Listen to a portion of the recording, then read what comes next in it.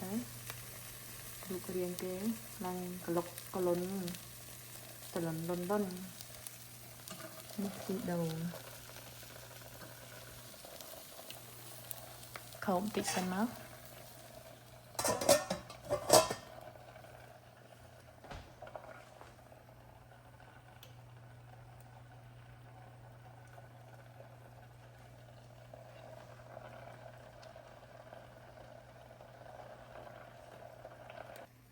ok lấy mà bạc mười sân hơi xanh chục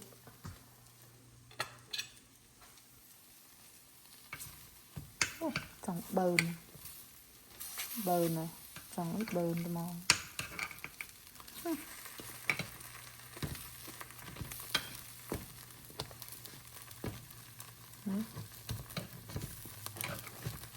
đai hơi bông ôn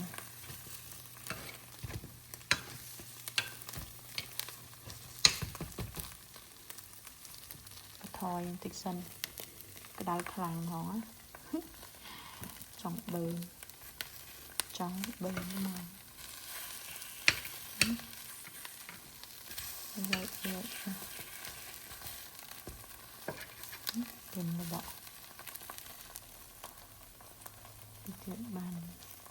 mình chặt bên sân chầm nó xó chầm dân chặt vì dân trong nhóm chầm chặt việc rồi chặt bên sân